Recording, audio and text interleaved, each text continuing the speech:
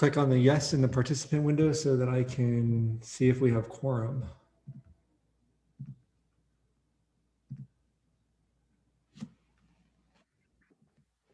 Raising the hand doesn't work for me right now. I need you to click on the green yes because it actually counts for me.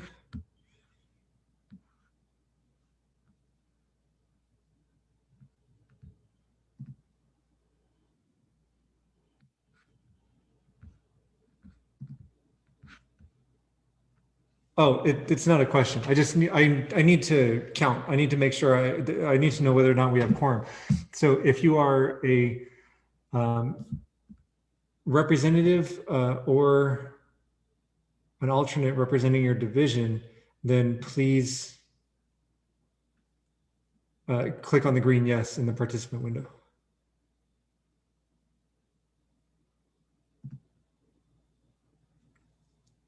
Looks like we've got 17. And if I recall correctly, we need like 20 for quorum.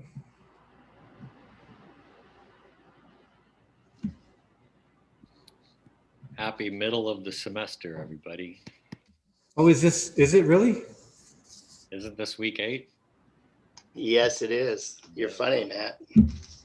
I don't like week 80, but evidently I don't count the weeks. I don't know. It's 2 weeks.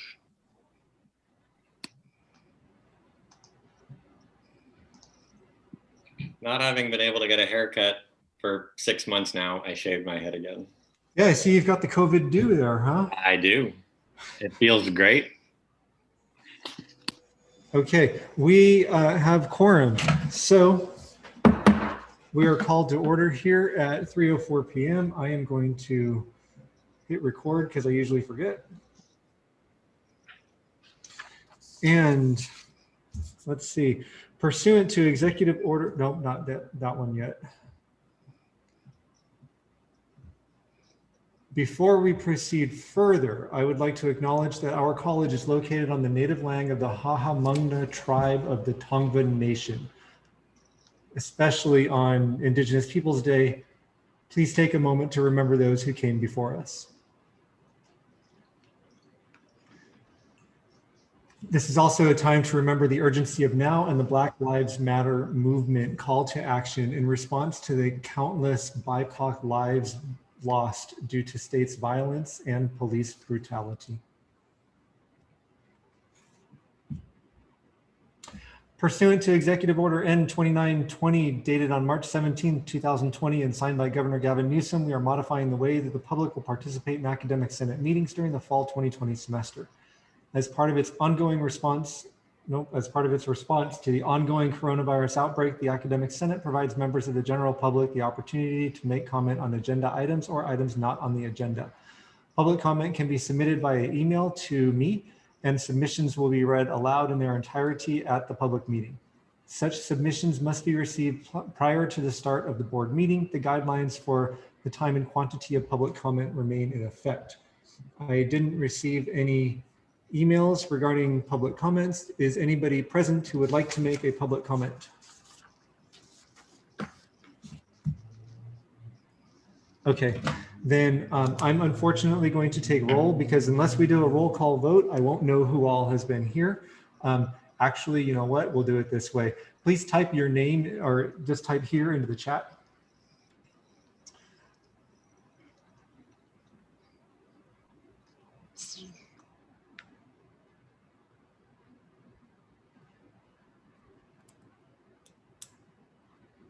All right, and so y'all are doing that.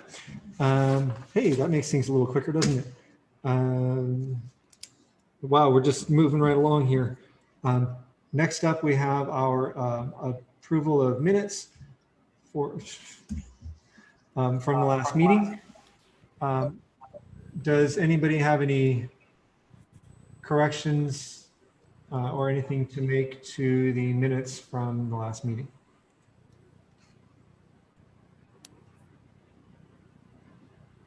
Not seeing any. If there are no objections, we will approve. I'm going to mute everybody just in case here. Unless there are any objections, we will approve the minutes from the last meeting by unanimous consent. Are there any objections to doing so? Professor Milnarek. Move to approve.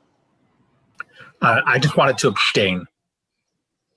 Oh, okay. So unanimous consent doesn't actually mean that everybody voted.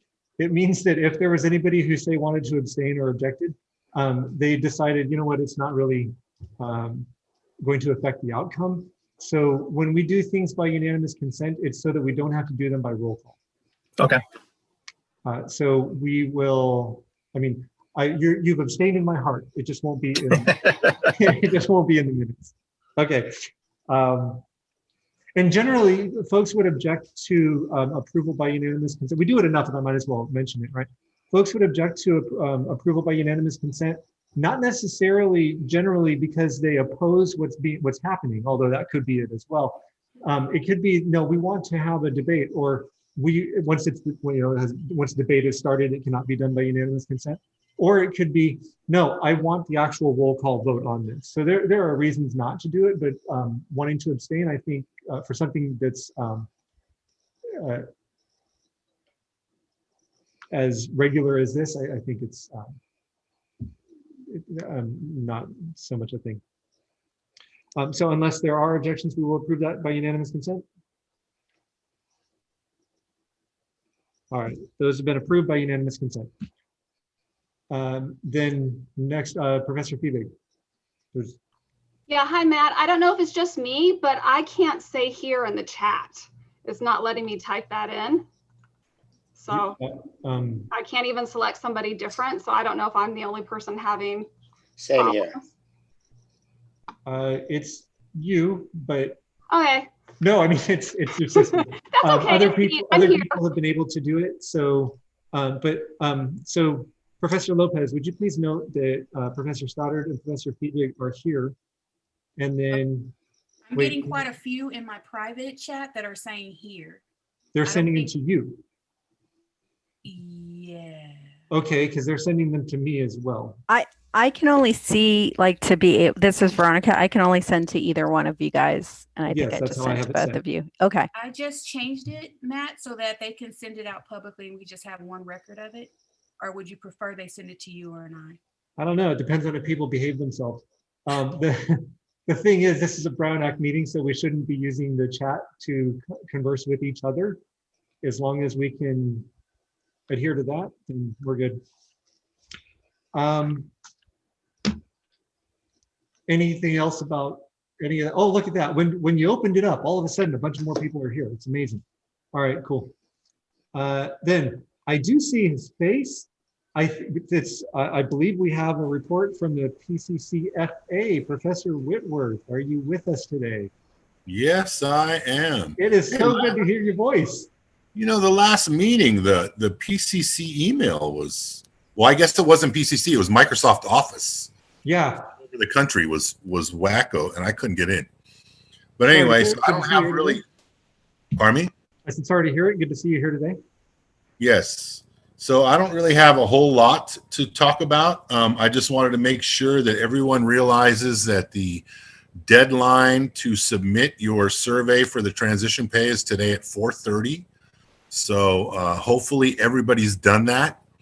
And if you have not done that, then you may want to make the economic decision to go do that right now, because it's potentially a lot of money. And it's for any classes that you're teaching in spring and or summer and spring that you have not taught online prior to that. So you want to make sure that you do that. It's quite a bit of money. It takes about 30 minutes maybe. So make sure you do that. And to be really, really clear, if folks have taught hybrid before, there's a different compensation for that. Is that correct? Yeah, for a hybrid class, it's $150 per unit. All right. So even if you've done a DE course before, if it was only hybrid. Right. There. Okay, cool. Yes. Well, thank you.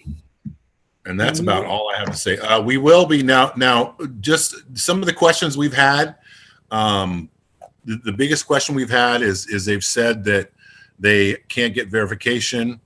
And that was something that we approached the district about 2 weeks ago to have some kind of a check, and they never did anything about it. So even though it's kind of late, you can contact your dean, and they should have a list of everyone who's put their classes in. So each individual dean got a list every day to do that. And for anything beyond, for winter and spring, that has not been submitted yet, okay? The compensation will be the same. Everything will be the same. If you're teaching a brand new class in winter or spring, you will be compensated at the same rate as that. It's just going to be covered under a different MOU. Okay, so we're talking about if we converted classes to online, and we're talking about summer 2020 or fall 2020 for right now. And then down the road, we're looking at winter 2021 and then spring 2021 if there is a new class at that time. Right. Like, so if you're one of these people that you teach a certain class in fall and you teach a different class in spring, then you will have the opportunity to get compensation for the new class that you're putting online in spring. Okay, but nothing for spring 2020. No, spring 2020 was covered when we got the whatever you want to call that, the days off, the few days off we got. Okay. Yeah. And that was not, and we didn't actually, and the reason for that is because we didn't actually convert to online, right? That was remote, which was a different thing. And there were very little, what's the word I want to say? Requirements, I guess, or very little checks and balances for that period of time. Yeah. It was kind of a free for all, and everybody was just throwing whatever they could up there and just to get people through. And then now that these classes are real online classes, that's what the transition pay is for. Okay, cool. I do see hands up, Professor Constantine and then Professor Bauer. Yes, sir. Hi, everyone. Just a quick question. We just had the Adjunct Issues Committee, and a question came up about the adjunct office hours. So I just wanted to clarify, is it 0.5 hours per week, or is it 0.5 hours per section? It's an additional 8 hours, which is 0.5 hours per week. Okay. Thank you. Okay, Professor Bauer. Okay, going back to the survey, I just had a question regarding, we were asked whether we were aligned on all those different points. If there's something that you're not able to check that you're completely aligned, does that knock you out of being eligible for the compensation, or do we just have to resubmit in the spring? You should not have to resubmit. It doesn't knock you out. Okay. The intent of this survey, it's a self-survey. So it's for you to make sure that everything is where it's supposed to be in your class. And if it's not, then it's brought to then you have brought it to your attention yourself. And now you have the opportunity to correct anything. Perfect. Thank you. You need to work. Cool. Anything else? Oh, Professor Lopez. Yep. Thank you. Professor Wentworth, what was the date and the time of the deadline again, please? Today at 4:30. Today at 4:30. Today at 4:30. There we go. Cool. Thank you very much. Thank you.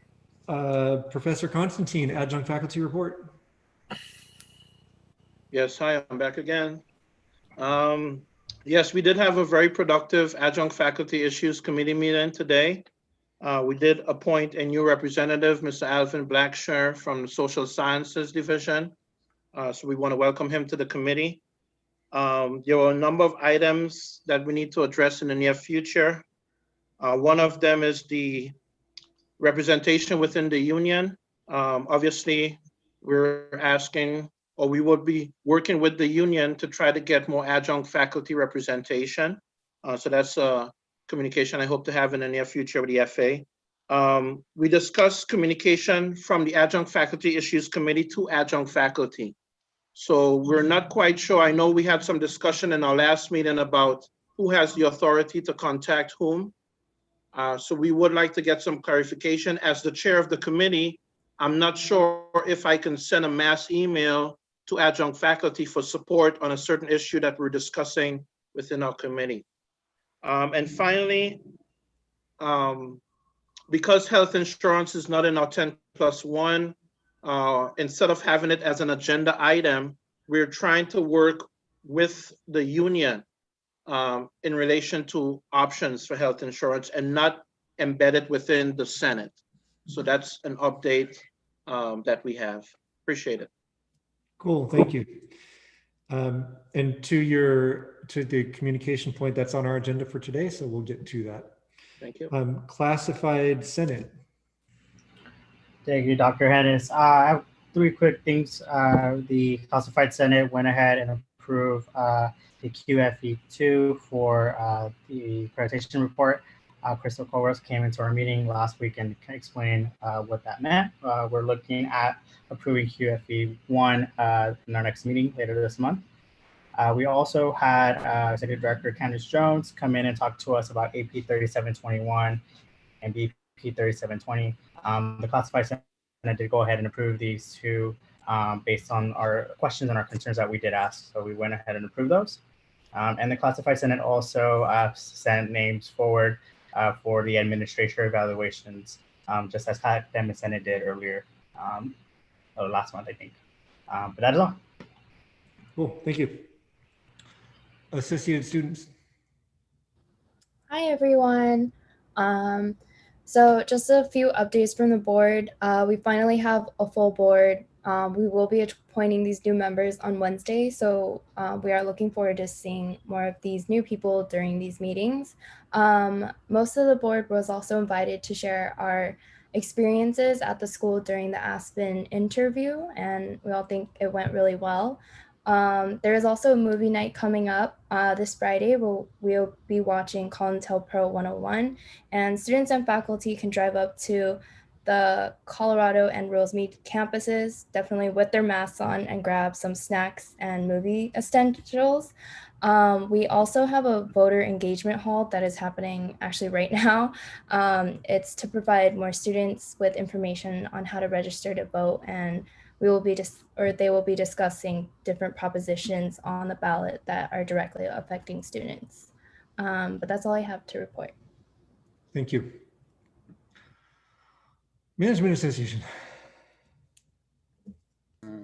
There we go. Hello, Dr. Ennis. I'm like, my mute button wasn't working today.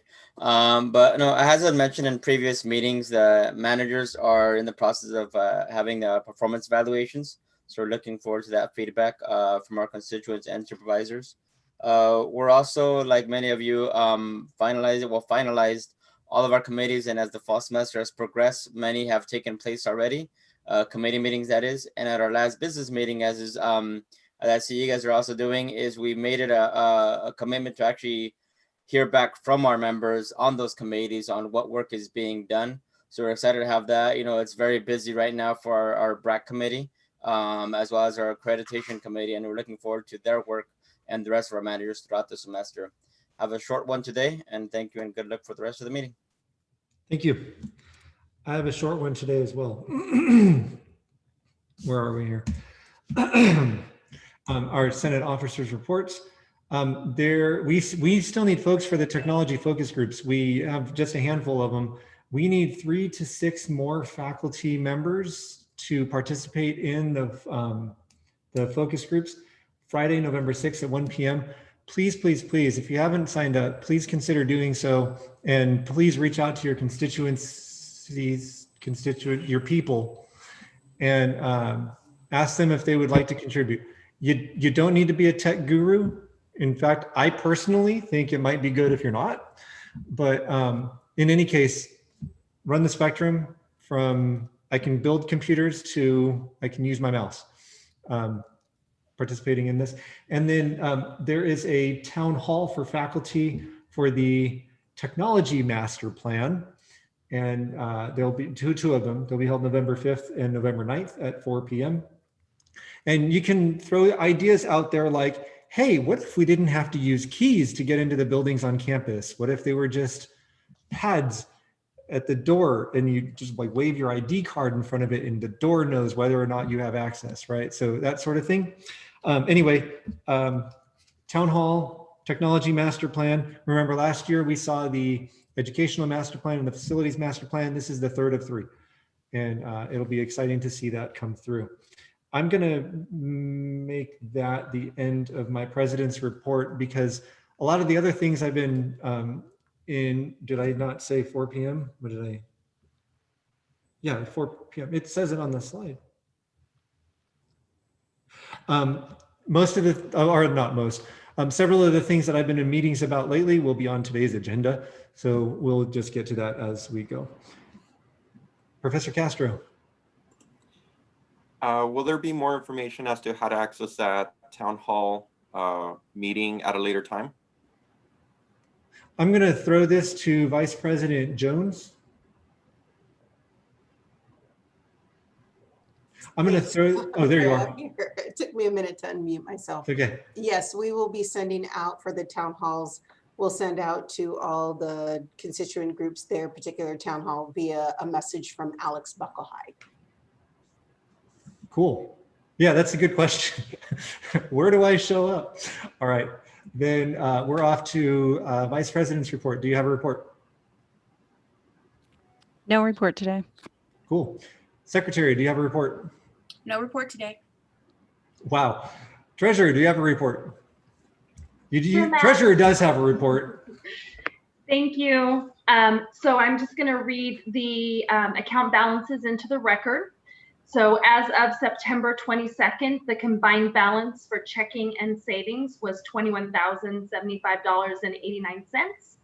As of October 6, 2020, the combined balance was $20,973.96 for a reduction in $101.93. Thank you very much. That concludes my report. Cool. Then we are at committee share outs. Oh, geez, what a list. All right, campus-wide committees. We've got the OER committee, Open Educational Resource Committee, will be releasing a document to support colleges with questions about OER adoptions.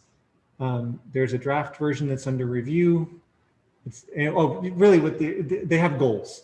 And their goals in this year, or for this year, are to strengthen general OER and zero textbook cost professional development and support for adjunct faculty and full-time faculty.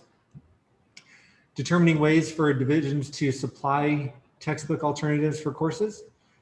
Continuing to collect data about local textbook cost impacts. Increasing marketing efforts for student awareness about zero cost and OER options. Formalizing OER sabbaticals. We kind of picked that up like a couple of years ago, and then we set it down. And then an assessment plan development for SLO data. I think trying to compare OER data with non-OER data to see if there is a difference there. District Technology Committee, there's just a need for participation with the Technology Master Plan. That's what I got out of that report there. Campus Distance Ed Committee, they're discussing what training will be needed for faculty who only did the 5-hour self-paced online training in order for them to continue to be able to teach in winter and spring.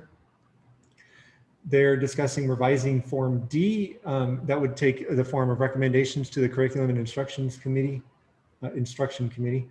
They're also discussing what regular effective contact looks like through Canvas for instructors who are holding fully synchronous class meetings.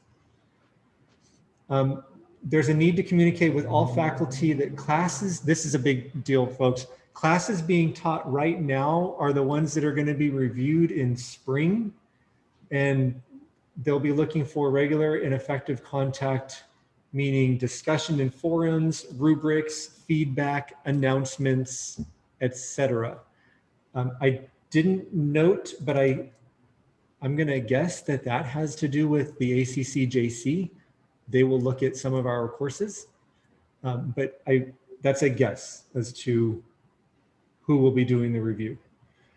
And then Proctorio is a software that locks down browsers and lets faculty view their students while they're taking exams. It is being piloted in some math and science courses. That's the Campus DE Committee. Facilities Standing Committee, there was an update provided on the Black Student Success Center. Potential sites for a 2 to 4 year temporary location were identified. Among them, the former location of the Career Center in the L building, but they're going to tour possible locations with stakeholders. So I expect Dr. Lopez will be involved with that. Long-term location for the Black Student Success Center will be discussed later and could include areas within buildings that are slated for reconstruction. And then the bidding on the U building construction is open. Demolition will start soon. The one good thing about us not being on campus is that no one's going to be disturbed or at risk of injury due to the dismantling. I can't call it a demolition, the dismantling of the U building. They aren't using any explosives even. I guess that would be even worse though, because they'd be like, we're using explosives, but you can't come to campus to watch it. So it's just being dismantled. You're not missing out on anything. Boring. I'm saying. All right, that concludes, strategic planning. Strategic planning is working on our vision statement for the college. Vision and values statement. Values will be coming next, but vision is where we are now. And I am trying to find what we have so far. So far, the working draft, I don't know if I'm supposed to share this, but I'm going to do it anyway. The working draft now is every student at Pasadena City College is welcomed into a safe and dynamic learning community that affirms them and their experiences, creates the conditions for empowerment, critical thinking, and informed civic engagement, and provides the support needed to meet their academic, personal, and career aspirations. That's a draft of the vision. Don't tell anybody that I told you that. And now we will move on to the Vice President. If there are any Academic Senate subcommittee reports, are there any? I didn't have any reports. I did have a question from the chair of the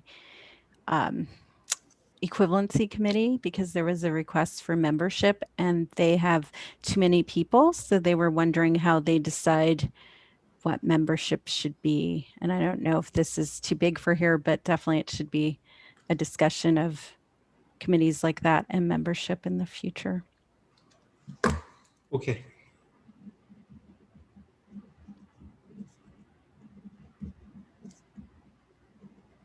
For those of you who are not aware, so some committee, well, one committee like Curriculum and Instruction Committee has members from every division.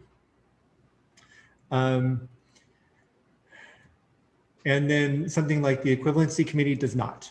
It has like 6 or 8, I don't remember, members. I think it used to have representatives from all the divisions, but now it doesn't. And one of the issues is if we have too many members and then too many people are not present for a meeting, they can't make quorum and they can't do business, right? So that's kind of the tightrope walk that happens. I think though that that's a conversation for you and I, Professor Jaramillo. But if we feel the need, we'll bring it back to the Senate.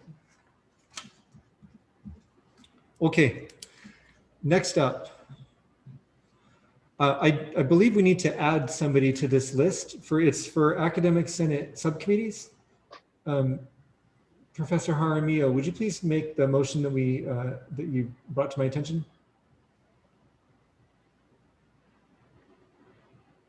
Yes, I'm pulling up the I can help you out. Email.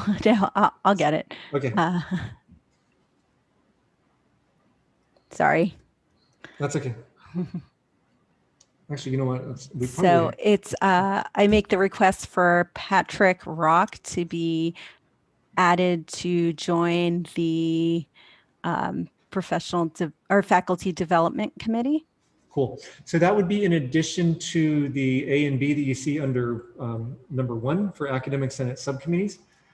So we have Alvin Blackshear for adjunct. I'm not going to read them all to you. The addition though is Patrick Rock, who is from Social Sciences, to the Faculty Development Committee. We're going to call what Veronica or what Professor Jaramillo just did a motion. And is there a second to that motion?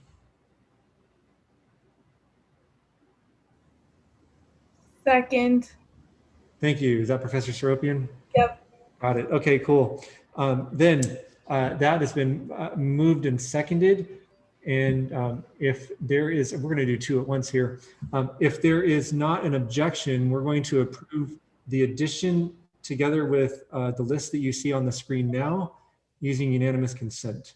So are there any objections to approving all of these committee appointments by unanimous consent? Seeing none, that motion is approved by unanimous consent. And now we are on to Professor Altunji, Guided Pathways.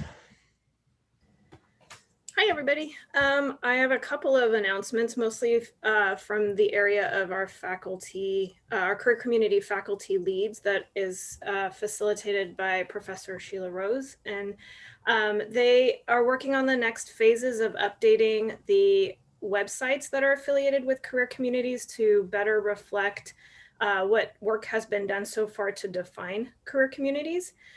This group were working on the most recent Career Community Social Justice Conference and the kickoff in the spring, which also apparently kicked off COVID. So they are working on the redesign of the website, looking at defining the various components that have become clearer of career communities, aligning with the campus's equity goals, and then to provide more guidance for students through that career exploration process. So this group is also working with the Freeman Center for Career and Completion to create a career roadmap and timeline that we can all sort of look to as we work with students and as students are going through their career exploration process. To clarify, this faculty lead group also has student members. They are members from the student advisory group Equipo that is funded out of the Abriendo Caminos grant. And that's my report. Cool. Thank you. Next up, because Black Lives Matter, this is a standing agenda item, and what my intent is that this will provide us some protected time during our Senate meetings to look at issues and solutions that affect our African American and Black students. One of the things that has happened already is, I'm going to get a new share going on here. Is that the student equity plan has been created. And so I believe I sent this out to you, or I asked Ms. Benson to send it out to you as a separate attachment so that your packet wouldn't be too huge, because this thing is, as you can see, 26 pages. And this is a product of the Student Success Standing Committee. The faculty co-chair is Professor Rose. The administrative co-chair is Micaela Mares Tamayo. And what has happened is, so we are, I made a note here, I hope it was clear. We aren't considering the student equity plan in terms of adjusting it, approving it, or anything along those lines. It's already been approved. This is an existing plan in our system. But what happened was, Micaela, I believe, I don't know if it was on her own or if it was in conjunction with Professor Rose or with the committee, but went through and identified all of the areas that could possibly impact our African American students. And what you will find is that in focusing on one group of students, the strategies that are listed will impact all of our students, right? It's kind of one of those things, right? Anyway, so it's not a simple, or it's not simply a tunnel vision approach. It is a targeted approach that's going to have repercussions beyond the targeted group, okay? And you'll find those strategies highlighted throughout the document. And my hope was that you had time to review that. And Professor Rose is much more intimately familiar with this document than I am. So I'm now going to pass it off to, oh, and sorry, I know you're all ready and I'm not ready yet. Folks, the reason that we're bringing this to you is because we would like to see the Academic Senate take steps to actualizing this plan. A plan does nothing if we don't use it, if we don't put it into action. And so we'd like to see the Academic Senate start to put this plan into action. And that's what this is going to be about. Now, with that, I will pass it off to Professor Rose. Thank you, Matt. So just to give folks, because this is a fairly long document, and I know you may not have had time to read it carefully prior to our meeting, I just wanted to give you a little bit of an overview of what is included in the plan. We are required to create this document every 2 years and submit it to the Chancellor's office in order to demonstrate how we are planning to use the funding we get from the state for our Student Equity and Achievement Program, with the express purpose of closing equity gaps for the students who experience them on our campus. We have 5 different metrics which are defined by the state to investigate and to disaggregate our data by race and by other measures. Those 5 areas are access, so who is coming to our campus; retention, so what percentage of our students are retained throughout the semester; completion of transfer level math and English in the first year that students attend; attainment of Vision for Success goal completion. So basically that is completion of a certificate or a degree, whether in AA, AAT, AS, or even there are some colleges that also have bachelor's degrees. And then the 5th metric is transfer. We are required to disaggregate our data and look at which students are experiencing disproportionate impact in comparison to the student population at large. Many of our students are Latina students, also experience, our veterans, our DSPS on some of the metrics, but the 2 student populations that experience disproportionate impact on all 5 measures are our African American students and our LGBTQ students.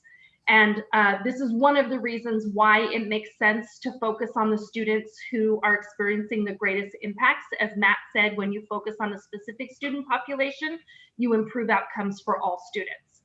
So with that said, we have many strategies in order to address the equity gaps that our students experience that require the work of the entire campus in order to achieve. And so what we really need is for the Senate to become familiar with this document, to read the strategies, to identify where you see yourself, your individual, departmental, and division work aligned with the strategies, and participate either as an individual instructor, as a member of your department or division, or as a committee member on one of our Senate or campus-wide committees. So if you do have specific questions, please do ask them now. Or if you have any comments or suggestions, please also share those now. So this, Matt is sharing a strategy for one of our metrics. I think this is, if you could, yes, enrolled in this. So this would be retention. So this is term to term retention, right? Yeah, yes, which we often refer to as persistence. And then retention would be keeping our students enrolled throughout the term. Yes. Okay. So we won't take the time to go through all of the strategies right now. There's, you can see it's a couple dozen pages long here.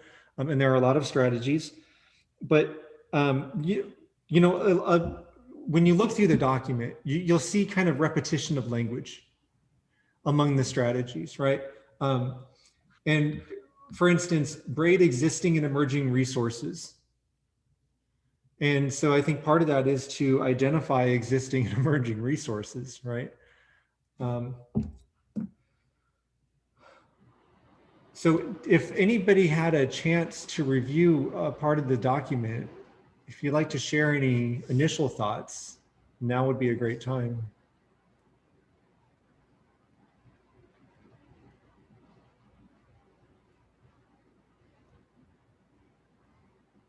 I see that you're unmiked, Professor Constantine. There you go. There's your hand. Yes. I know that addressing the strategies is the most important thing when we assess the equity plan. But I'm also a bit concerned about the student groups and getting some consistency. So if you go back up to the, yes.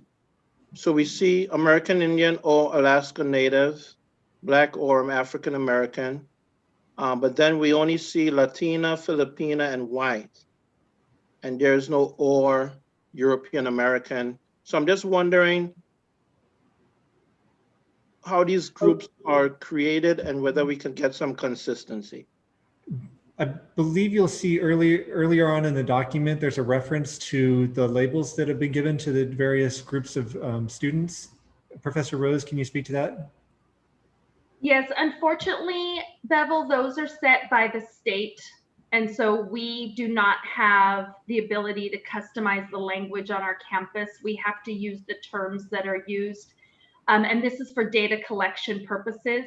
So they have specific language that are given to students when they apply. And so we need to keep the same language in order to measure data over time consistently. And is there any way for us to communicate to the Chancellor's office that we're concerned about these labels? That's a great question. I can look into that. And I wanted to get some feedback from the other senators. Maybe some of you who have not given us your opinion. I mean, do you think it's time in the US that we stop referring to people by color?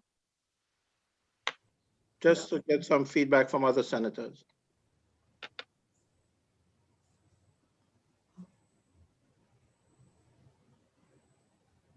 Do anyone wants to chime in? Professor Ruiz. There's so much to respond to, and I apologize, I can't address everything that's being said right now. I think just my initial response to this document is that it's critically important that we be examining this very carefully. I'm wondering what that will look like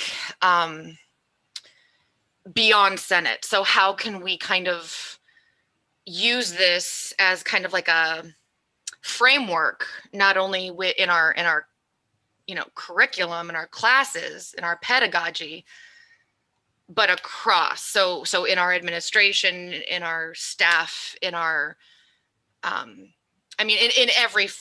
My point is this it seems like it's a framework that needs to exist throughout the college. And so I'd like to see that happen. I'd like, and like I said, I don't know, I'm sorry, I'm just giving my response. This braiding existing and emerging resources, looking at the data, I think this needs to be standard across the board. And so anything we can do to accomplish this, of course, I stand behind. Well, I will tell you that the committee that developed this plan is a shared governance committee. So it has representatives from all the campus constituency groups. And it's known in the the executive committee of the college, the administration knows about this document. And this is our attempt now to bring it to the attention of the faculty as well. So yeah, absolutely. And this is part of, I think, our job is to bring this to our attention and then see what we can do to actualize it. You'll see in here that there are tactics and strategies for counseling, things related to guided pathways like guided entry. You'll see professional development opportunities. And so, yeah, it cuts across the campus, absolutely. And just one more question for Dr. Rose. I'm going to actually come back to you because I see there is another hand. Go ahead. Dr. Bernardo. Hi, I just have a question for clarification. As we're looking at this, it says that these are metrics and activities for disproportionately impacted student groups at PCC. So are we to understand that if certain groups are not listed here, that they are not they don't seem to be disproportionately impacted? Dr. Bernardo, that's true. At the same time, it can be challenging to measure real equity gaps when you're comparing small groups to the whole. So for example, we're approximately 50% Latino Latina student population. So when you're comparing Latino Latina students to a group that includes 50% Latino Latina students, as you can see, the math gets tricky. But we have to measure those impacts according to the formulas that the Chancellor's Office gives us. Yes, I'm just specifically asking for groups that don't seem to be present, like East Asian or South Asian or other different groups that are just don't have any representation in this list right now. Yes, so currently within Asian, the data is not disaggregated by the Chancellor's Office. So that is not something that we can put into this plan, though I do believe that we have requested that data from our Office of Institutional Effectiveness. And so I could potentially find that data. I do also want to point out that at PCC, we have an equity dashboard that has disaggregated data. So if you want to look at your specific department, you can look at how students from different groups are experiencing success in your areas. Okay, thank you. You're welcome. Thank you. And Bevel, I'm not Dr. Rose yet. I'm just Professor Rose. Thank you, though. Doctor to me. But we're still not ready for Professor Constantine yet. All right, sorry. We got to go through all the people who are new first. Professor Francoso. Just a quick question. Is there any data being gathered on formerly incarcerated students? I saw that there was foster youth, but just also curious about the formerly incarcerated student population. Thank you for that, Professor Francoso. That is also not, to my knowledge, a group that has been identified yet by the Chancellor's Office, but let me follow up before I say that 100%, because every year new groups are added. So for example, in our previous equity plans, we were not required to disaggregate data for LGBTQ students, and now we are. So let me double check on that before I confirm it. I can also look into whether the State Academic Senate is looking into that as well.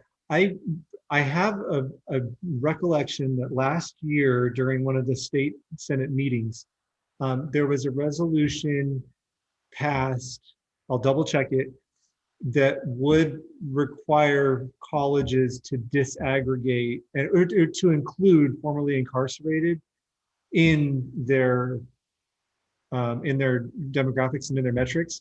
Although as I'm saying that, it might also have been related to formerly incarcerated youth. I'm not sure. I'll double check, but this is not the first time I've heard this brought up.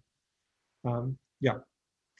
Okay, then we're going to go back to Professor Constantine and then Professor Ruiz. Yeah, my final question is if we could go back down to the cells, Matt. Thank you. Is there any particular reason why the Black or African American groups are highlighted in these cells?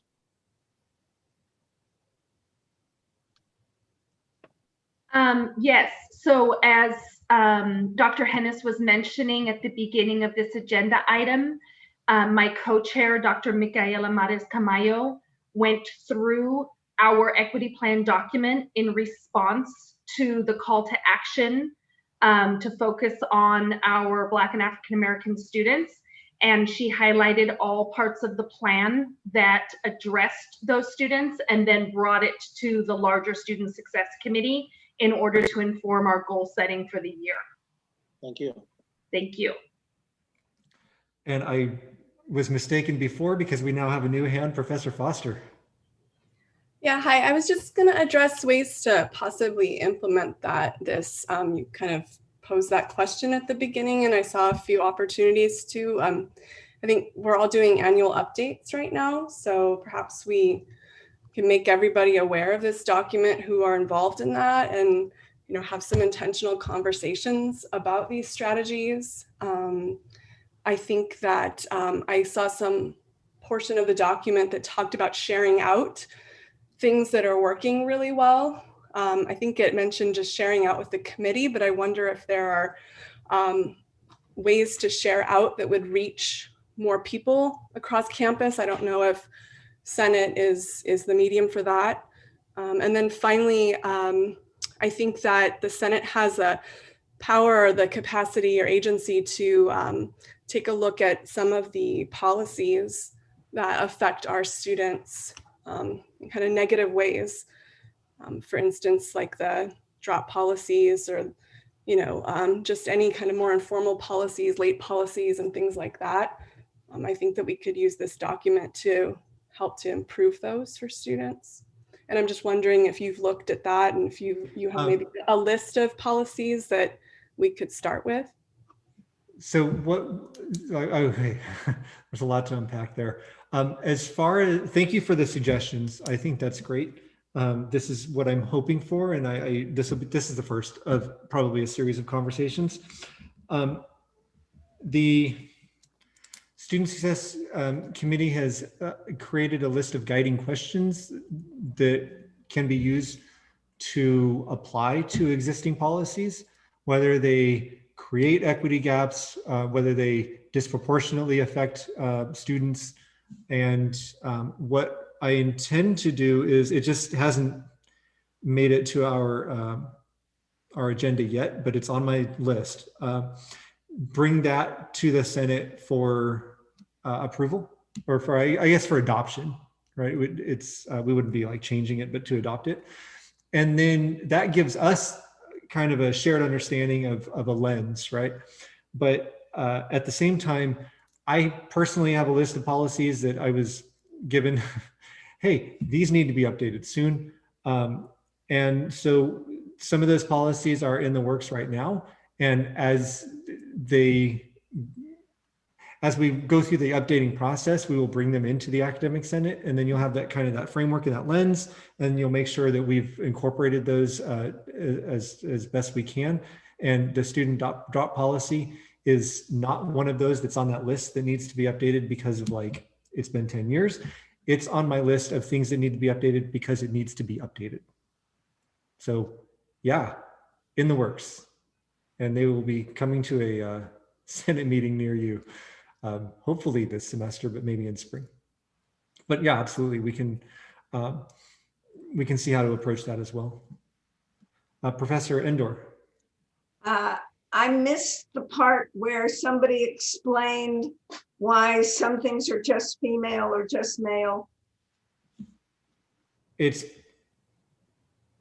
so Professor Endor, that if there are only female students such as Latina or Filipina, that's because we also disaggregate by gender, and the male students from that group are not experiencing disproportionate impact on that specific measure out of the 5 measures.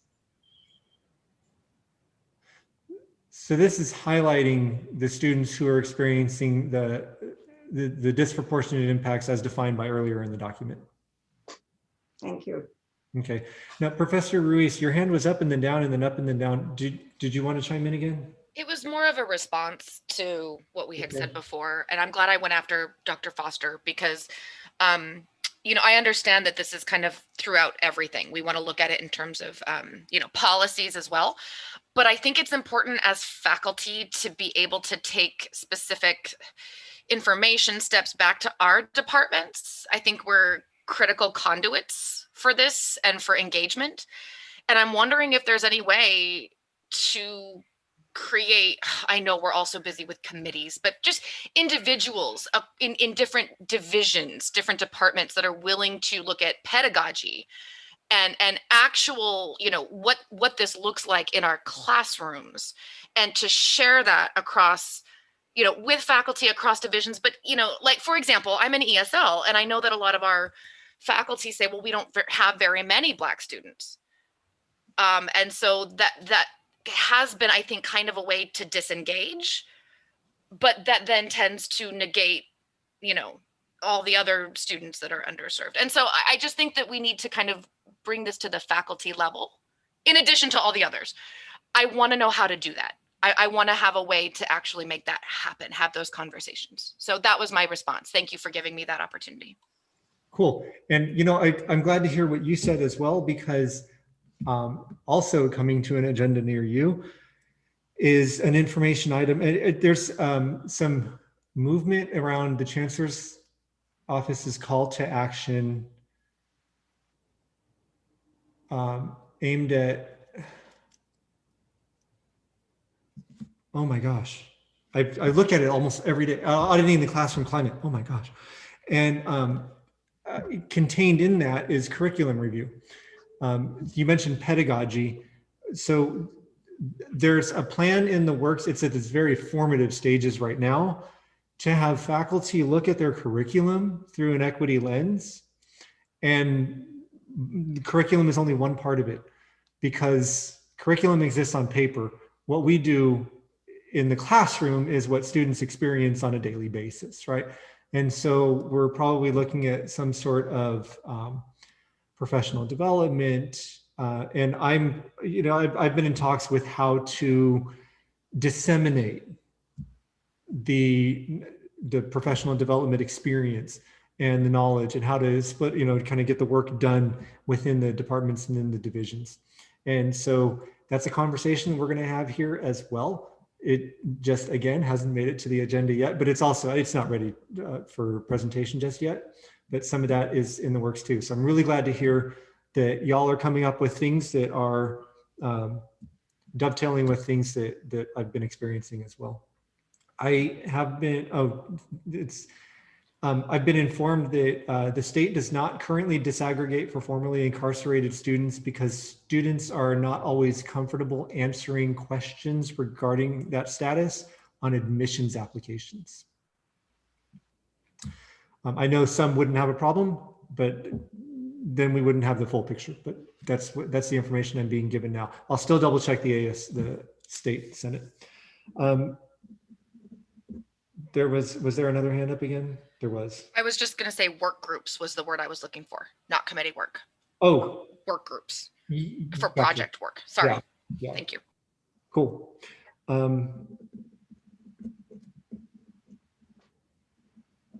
Sorry, just making that note to myself. Okay. So let's say we're going to bring this back in 2 weeks. And now that you've kind of had we have a little bit of a framework, a little bit of a foundation, a little bit of familiarity. I'd like for you to look at this document over the next couple of weeks and then identify, just, you know what, just do some brainstorming. Bring some ideas. And we'll see what we can put into action. Sound good? That's right, nobody can respond to me. All right, cool. Got it. Then we are going to move on to, oh, hey, what we have next is Senate goals. And I know I have this document here somewhere, so give me just a moment to find it. Okay, cool, thank you. And I'm just getting to where I have our Senate goals. We're calling this the third read, and folks, I'm going to ask that we finalize these goals before we end the meeting. To remind us, the task at hand right now is not to develop plans or strategies for addressing these goals. The task at hand is to identify the goals or articulate the goals that we want for ourselves for the next year. And I've just gotten it into a Word document, so there we go here. The goals that we have had so far that we've talked about, we haven't approved any of these, but what we've talked about is increasing knowledge among the faculty about how student services supports our students. And folks, if you read through that student equity plan, you will see student services all up in there, okay? explore how we can overcome PCC's poor reputation among Black community and work with campus stakeholders to develop a plan to increase our African-American student population from 3.8% to 10%, incorporate equity and social justice into our course program and institution level SLOs where possible, and increase information sharing between the Academic Senate and campus-wide committees and between the Academic Senate and its subcommittees. And I don't have a better way to word that for the intent that I had in mind.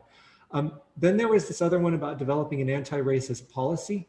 And I do have a little bit of information about that I gathered over the last couple of weeks. But if, let's see,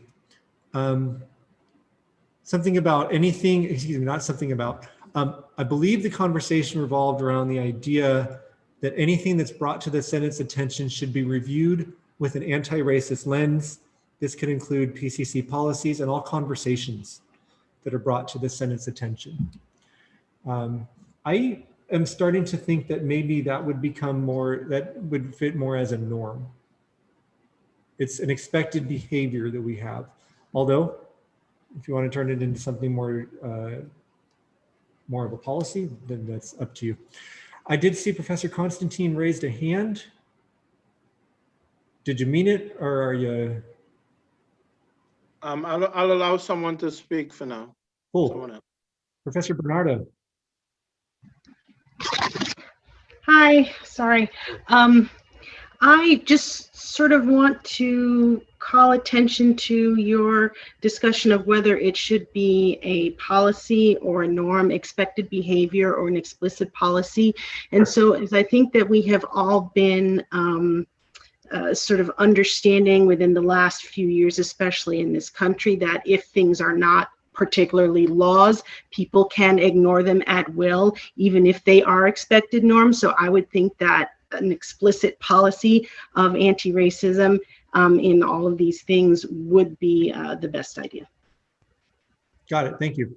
Professor Brancoso. And I'll just, Professor Constantine, when you're ready, you'll just raise your hand and I'll call on you. Professor Brancoso and then Professor Cairo. Yeah, just to echo Dr. Bernardo's comment, most definitely it needs to be some kind of policy with kind of a best practices list, just so that people know how to maneuver through and how to be actively anti-racist. Because if they don't have a policy in front of them on what best practices would be, they're not going to know what to do. So we need to develop some kind of policy that lets them, that guides them through this process. Cool, thank you. Professor Cairo. Thank you. I would have to say the opposite. If we implement a policy, that would suggest that we have in the past been racist in one form or the other. And unless anyone can prove, I mean, I know that over the years, we have disagreements. We have disagreements for policies or disagreements about how to go about doing something. But as far as I know, we haven't had any type of anti-racist behavior within the Senate. So I don't think it's necessary. I think it's more of a norm. We understand that we shouldn't. And I'm, without knowing anyone here, just based what I've been hearing for the past couple of weeks for this semester, I don't see a grain of racist behavior amongst the senators amongst us. So there's, from my perspective, it's a norm. It shouldn't be a policy. On the second point, if I may, in regards to how can we overcome PCC's poor reputation, right? So are we to ask questions? For example, when I read this, I mean, I would ask questions such as, of the 3.8% population that we have in on campus, what are the majors of these students have? So I don't know the number. So hypothetically, let's say there's 500 students, African-American students. Are we able to determine the majors of these students? If so, perhaps we can say the majority of African-American students are interested in becoming engineers. So maybe we can explore that and find a way to develop that engineering department to be able to attract more African-American students. But first of all, is it possible to determine by percentage-wise the majors within that group of people? I don't know if it's possible or not. In order to begin to explore ways how we can improve the this reputation? I believe I'm going to call on Professor Walker because I have a feeling she has an answer. All right, thank you. Thank you. Hi, everyone. Hi. Where do I start? So the direct language, I agree that it's, you know, it's a little glaring, but anti-racism and anti-racist is not a norm. There are racist people. I'm sure you know can agree with that. As far as if we vote, you know, as a group to put that, I think it should be, you know, up for discussion. But to say that, you know, there aren't any that can in no way be determined, right? So, but I think that, you know, if we want to keep it, we should discuss it as a group. And as far as the majors, like which one are they most interested in? I kind of disagree because I feel like the campus as a whole needs to be attractive to Black students because of the diversity within the Black and African American community. We have engineers, we have nurses, we have, you know, just like any other group. There's no real one major that they're heavily concentrated in. Just from my experience as faculty and as a counselor, I don't know if that data would be important as far as how we reach out to them. But as far as faculty, like I mentioned last time, I know that it's powerful for them to see Black and non-Black faculty members welcoming them into the college. It is heavily studied that a sense of belonging is imperative to Black student success. So although I know some people raise that it's not in our purview, whatever, if at some kind of way we can agree on how to, again, Black and non-Black faculty, I think it would be a powerful message to the Black community that our students are welcome here, and that is huge. It seems simple, but it's not. Well, let me say this. It's a simple solution to a huge problem that has happened where if a student does not feel welcome, they shut down, they tend not to come. So as a group, if we can agree on how we can get involved in that, that would be great. I see Professor Cairo's hand is up. He gets to go a second time as long as everybody who wishes to speak a first time has already done so. So I'm just going to throw that out there. Not seeing any other hands, and so Professor Cairo. Okay, on the poor reputation, I don't know. I didn't know that PCC had a poor reputation. Could anyone explain what that poor reputation is? I will tell you, I did not know either until we had our retreat. And when I heard that, I wanted to do something about it. But Professor Walker is the individual who brought it up. And so I'm going to throw this to her. Yes, so I am part of the Black community. I live in Pasadena. I've been in several groups, whether it was the African American Parent Council, which is not separate from PCC, and also I've also been in groups such as the President's Advisory Group for African American community members, which is the PAC. And I've also been out in the community, whereas we've done events such as Black History Parade, and we would usually do Kwanzaa in the community. And it's a running thread that Black people in the community, they want to, it's a matter of trust. It's a matter of people who have applied for positions. This is one of the main things as well, who've applied for positions at PCC. They have a bad reputation in that sense. We've done better recently, but that's very recent. But a lot of Black people have tried to apply here and not get hired. And as far as students, it becomes an equity issue as well, because a lot of times Black students can't apply to classes until late, and then all the classes are filled. But then also if you look at any publications that PCC has sent out prior to this year, I know because I would get them in the mail, and I believe the foundation or somebody would send them out. There would be little to no Black representation at all in those publications. And I would say up until maybe a year and a half ago, publications across campus just recently started highlighting Black people in their advertisements and publications. So all those factors put together have put a strain on the relationship in the Black community. Thank you. Just to be clear, I cannot speak for all Black people. I'm just telling you my experience and what I've witnessed. And I work for Ujima and Black Academia, as well as other entities on campus that deal primarily with Black students. Thank you. We ran out of time while Professor Walker was speaking. And so if somebody would like to move to extend by up to 5 minutes. I'd like to move to extend 5 minutes. Well, that would happen quickly. Professor Lopez has moved. Is there a second? I'll second it. I'll give it to Francoso. I'll give it to Professor Francoso because I saw his mouth moving first. And so moved by Professor Lopez, seconded by Professor Francoso. Unless there is any objection, we will approve a 5-minute extension by unanimous consent. No new hands are up. Unanimous consent. That is approved, and our motion carries. We're going to hear from Professor Chafee and then Professor Stevens. I actually have my hand up too. Oh, excuse me. I'm my mistake. Thank you for reminding me. Professor Lopez first. Thank you. I did want to respond to some of the things that were said.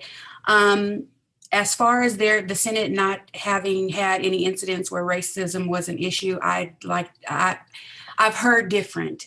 I believe there were issues with Professor West where there were some racist things that had happened. I don't have all the details to that, but that actually did come to my attention. Also, as far as just figuring out, because this is what I heard, I don't know if this was the message that was intended, but finding out what Black students are interested in and then fortifying those areas, I don't agree with that. I think that we need to be holistic in our approach, that all areas need to work to be anti-racist and to let go of a lot of anti-Blackness that happens in their classrooms. And if it's just one student that's in a specific major, it doesn't matter. If it's one student, we don't, say, oh, we have this one student here, so we're not going to try to be anti-racist, or we're not going to try to have anti-Black sentiment. If there's no students in there, there still should be policies that cater to being anti-Black, policies that being not anti-Black, and being anti-racist. So I don't agree that you should just see where they're all at, and then we'll cater to that. In fact, that's kind of offensive. And I think that's all I'm gonna say right now. Okay, thank you. I want to make a couple of things clear here. Based on my reading, How to Be an Anti-Racist, what I'm seeing is, whether we're talking about individuals or not, we're talking about systemic structures. And I heard in the A2Mend webinar, pretty much anything that has the word system attached to it is a racist thing, right? We have our educational system, we have our healthcare system. And when I understand the definition given in that book, a policy is racist if it advantages certain groups, certain racial groups of people. And a policy is racist if it disadvantages certain groups of people, certain racial groups.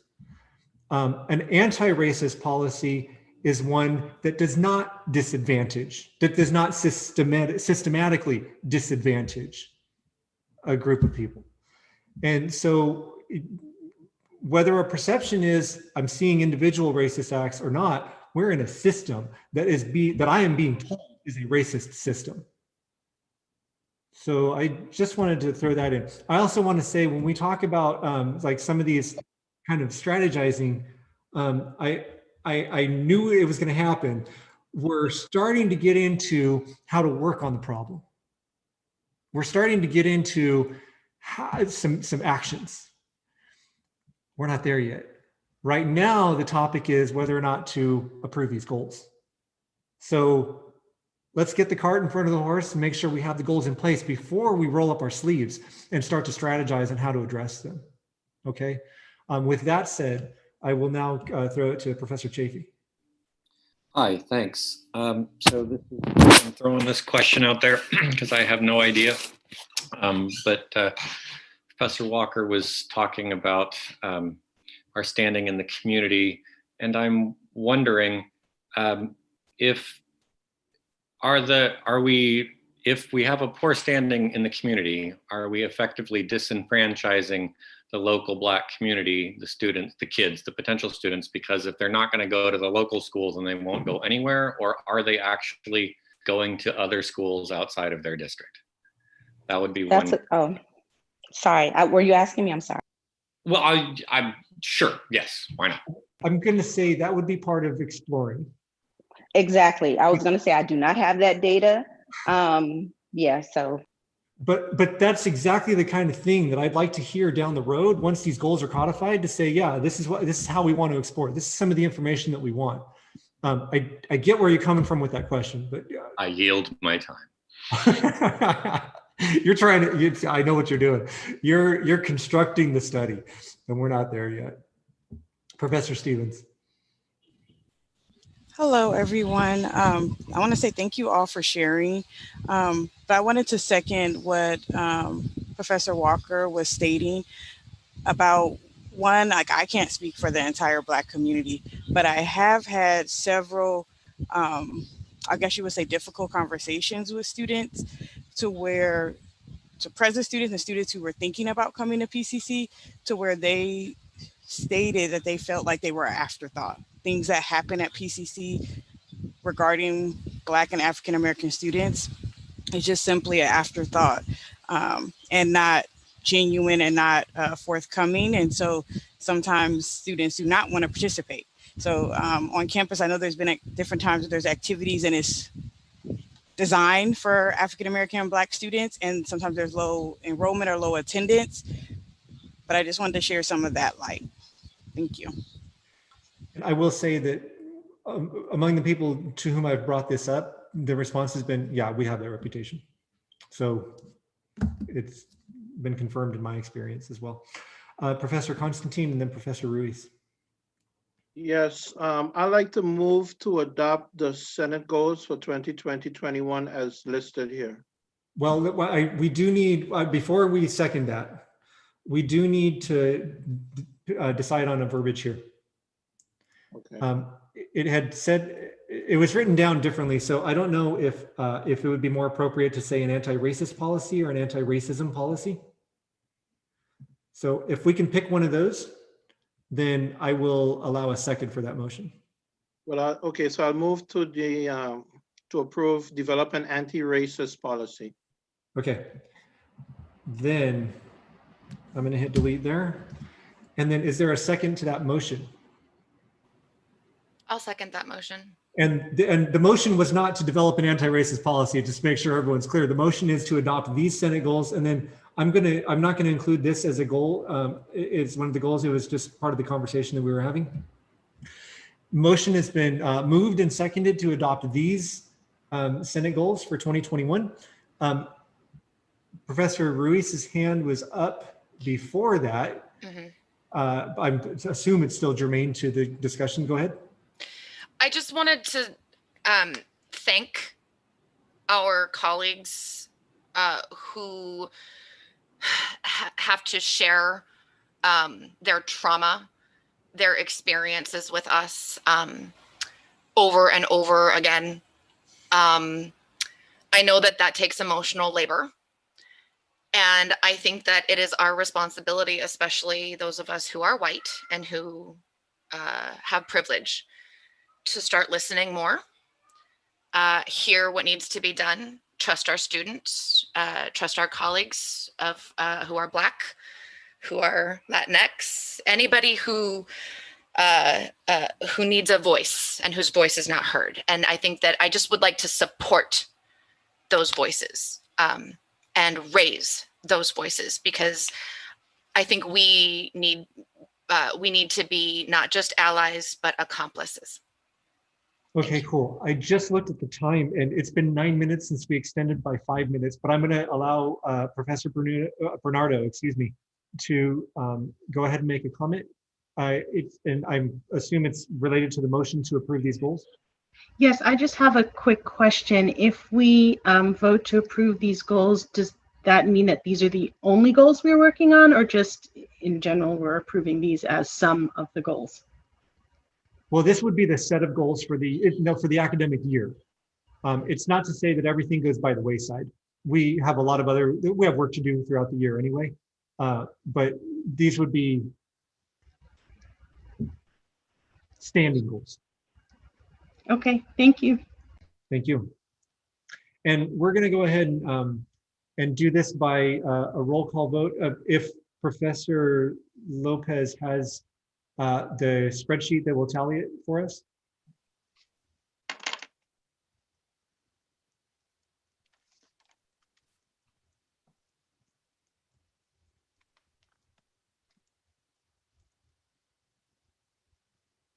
In the interest of time, I think we'll go ahead and do this by unanimous consent. Are there any objections to approving these goals by unanimous consent?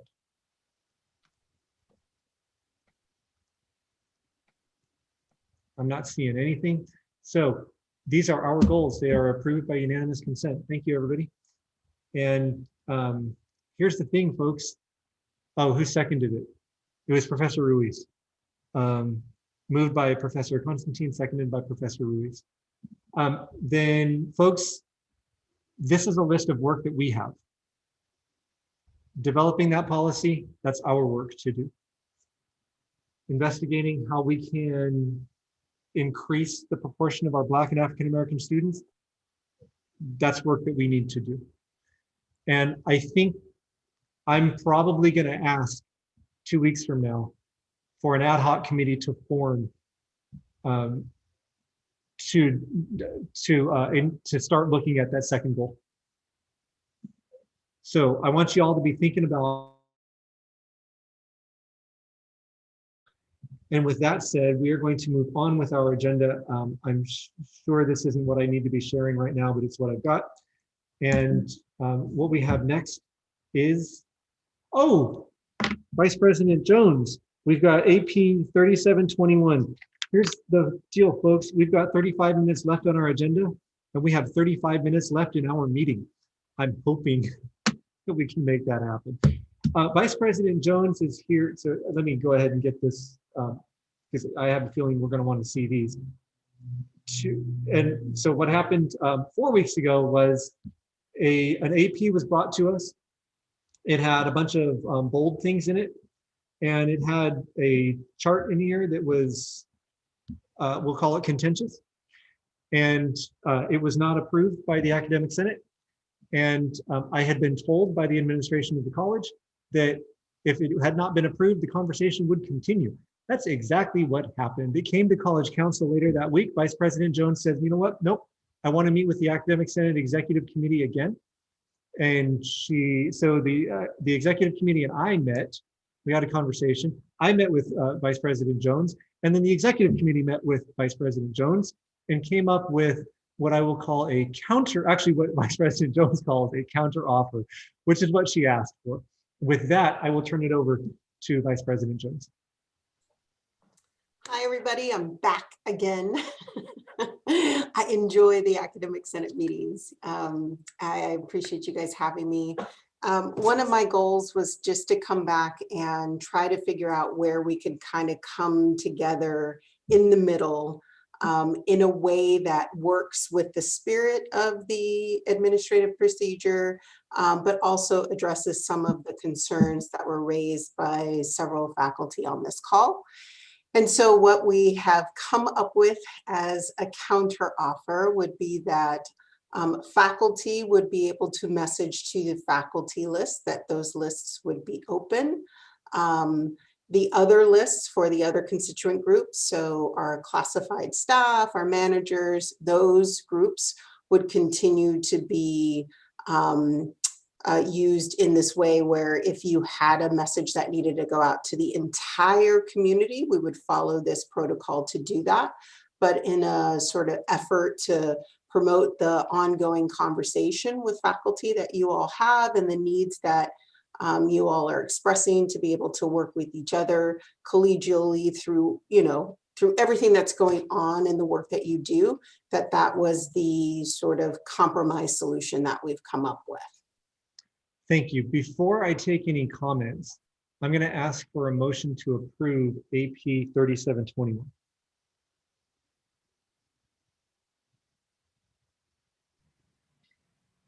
Matt, move to approve. This is Sheila.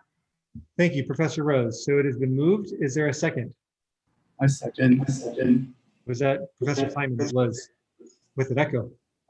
Then moved by Professor Rose, seconded by Professor Simon to approve AP 3721. The motion is now open for debate. First, we have Professor Nordstrom and then Professor Foster. Hi, I had a question for clarification, not about the new highlighted part, but about the instructional use of PCC email accounts when it says faculty should use the PCC email accounts for email communication with students. Is that, I take it as that is different from the Canvas messaging? I thought we were encouraged to kind of use Canvas messaging. Is that? Oh, you absolutely can continue to use your inboxes in terms of communicating with your students using Canvas. Okay. What we're saying is that if you have a personal Gmail account, let's say I have CandiceJones@gmail.com, that we would not want you conducting PCC business using that account, but we would want you to do that with your Pasadena.edu account. Great, thank you. Great. Thank you, Professor Foster. Yeah, I was just noticing on the previous page that you showed about who can communicate with whom. It says the target groups are faculty, and then the owning office is Office of Instruction. Does that mean that we won't get emails from the Office of Student Services? I believe those would come through Alex Buckelhide. Correct, as they do today. Before we would get them directly. And I was just noticing in the equity plan, it's talking about integrating instruction and student services. So I'm wondering why the Vice President of Student Services can't email the faculty directly. Largely because that's not her constituent group. So very similar to the Office of Instruction. So Terry Juni's office not being able to message students directly. He would pass that message on through Dr. Olivo. Aren't there a lot of faculty under student services? Sure, but that's local authority. So if she has a need in her area, like her counseling faculty, she can continue to message her counseling faculty as she does today. Because if you scroll down a little bit, Matt, you'll see a local authority issue right there. Yep. So divisions, departments, units are authorized to send messages to their particular constituents. But all faculty are not Dr. Olivo's constituents.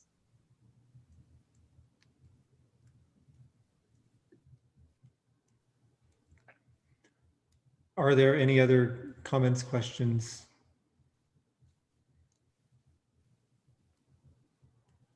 All right, well, it's been moved and seconded, and Professor Lopez is here. And so we are going to have a roll call vote. The motion on the floor is to approve AP 3721. And I will pass it over to Professor Lopez. Okay, I apologize to the Senate. I had to step away momentarily. Okay, so Alan. Yes.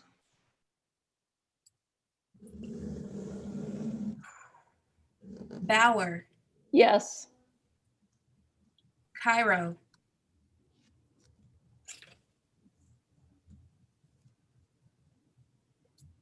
Cairo. Okay. Castro. Yes. Chafee, Yes. Constantine, Abstain.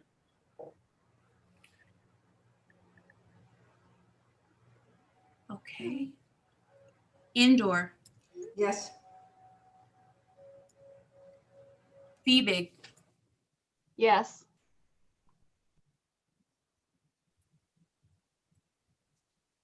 Foster, Abstain. Francoso, Yes. Garson,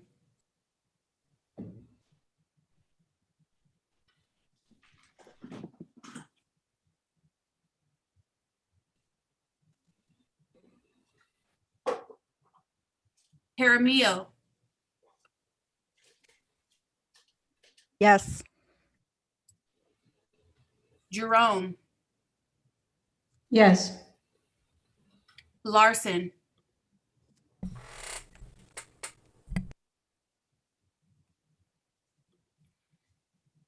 Leon,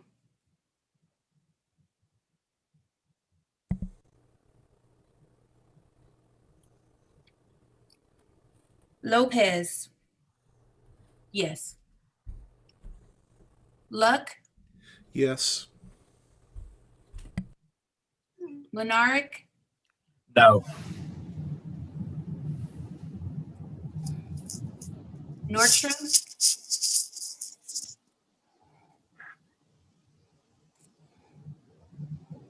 Nordstrom, Sorry. Yes.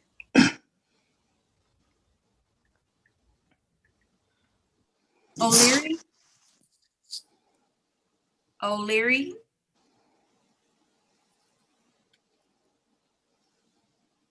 Pierce,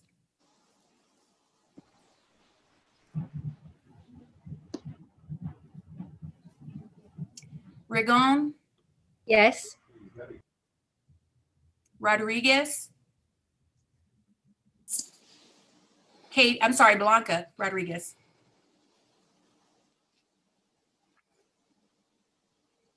Rose, Yes. Ruiz, Abstain.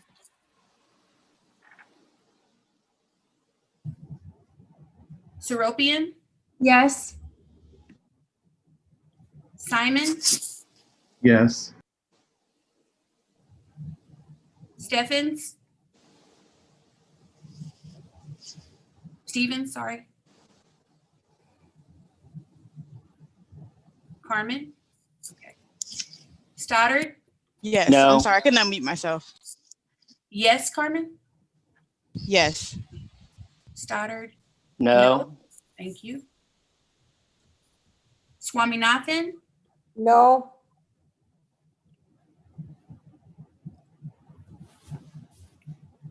Van Dresco, Yes.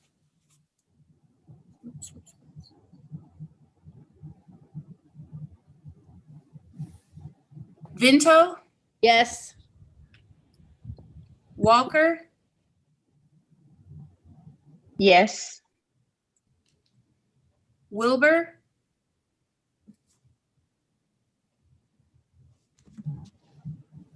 Winter.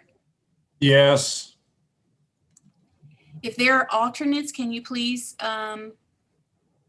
raise your hand? I do know we have Jeff Baja. Okay, do we have any other alternates?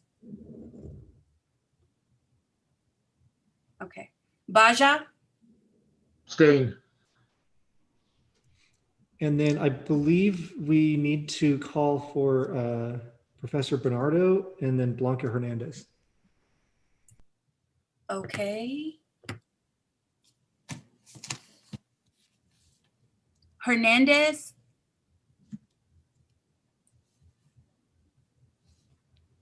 All right, I was wrong there. Bernardo, Abstain. thank you. The yeses have it. That motion carries. So AP 3721 is approved with the addition with the counter offer that we brought to you today. Cool, thank you. Then we will move on to the next thing. Professor Alvarado, are you here? I am. Oh, cool. So folks, we have two quality focused essays. We're going to take them one at a time. And the first one is here for a second read. And it is doing better for our part-time students. First, I will ask Professor Alvarado, do you want to introduce it at all? I just have some very brief comments. Cool, go ahead. Okay, so I just want to reiterate that these are very low stakes additions to the ICER. They aren't required to meet any accreditation standards. We are not being judged on them by the visiting team. The members of the visiting team are just going to read it. The chair of the visiting team is going to summarize it, and then we're going to have to report back to the ACCJC on the midterm report on our progress a few years down the road, wherever we may be at that point.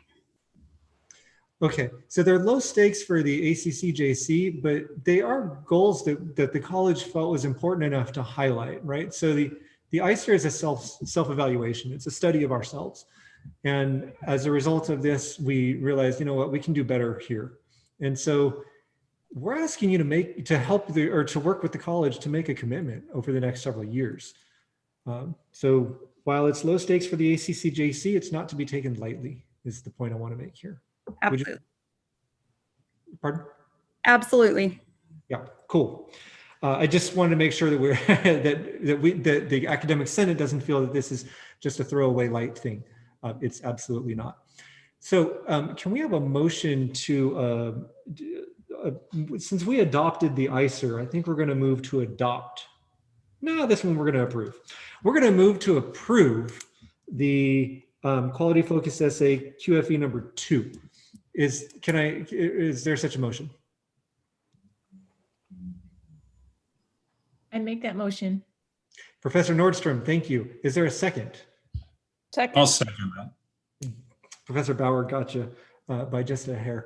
So moved by Professor Nordstrom, seconded by Professor Bauer to approve quality focused essay number 2. Is there any discussion? Now, sometimes when I'm in class, I will ask if there were any questions on the reading, and there are no questions on the reading. Now I teach math. And so when I notice that there are no questions on the reading, I start to develop the idea that if 25 to 30 people don't have a question, they may not have read. So prove me wrong, but I do see that Professor Rose's hand is up. Go ahead. So Matt, I know that everyone is very, very busy and that we do have many things to read, but as one of the co-authors of this particular document and as co-chair of the Student Success Committee, I do think the content is extremely important. Approximately half of our students are part-time and they experience much lower success rates than our full-time students. So if I could just ask you, Matt, to highlight perhaps very quickly the charts on there that show the outcomes of our part-time students.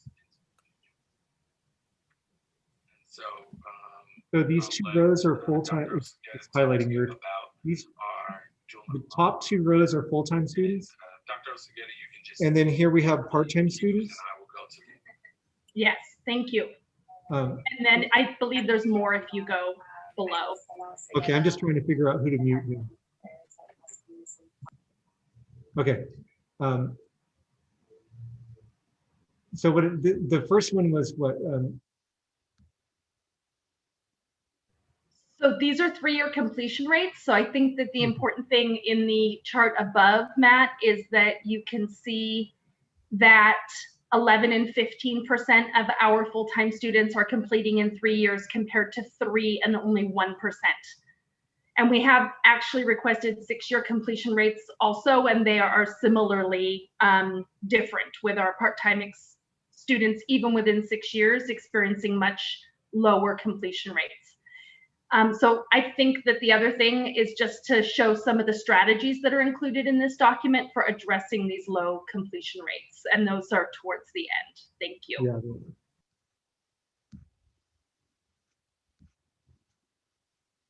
Okay. So over the next year, the following steps are recommended. Members of College Council will be asked to reach out to their colleagues at other institutions and bring back ideas. Strategic planning will hold a college-wide appreciative inquiry into, wait, this is the wrong. I think that's the second one on collegiality. I scrolled ahead too far. I apologize, folks. This is what we're looking for, right? Yes. Thank you. Increased understanding among campus stakeholders about what challenges our part-time students face.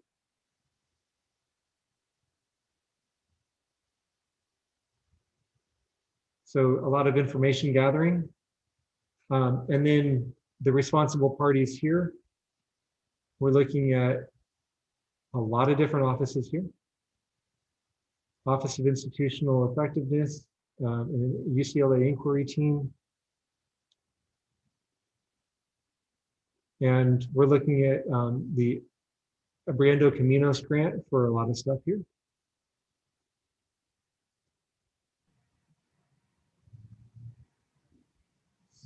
So this is, it's a targeted focus to understand more about our part-time student experiences and how we can improve their outcomes, right? Thank you for that conversation, Professor Rose. Does anybody have any discussion at this point?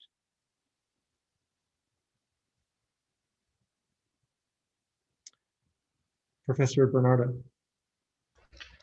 Hi, I'm sorry. I'm just looking at the timelines, and a lot of this says like 2019 to present, or August 2020, fall 2020. How much of this has actually been completed so far? And are we talking about extending the timeline? I'm just not sure. Thank you, Dr. Bernardo. So a lot of the information that we've gathered about our part-time students is through inquiry with our research practitioner partnership through UCLA and their Department of Education.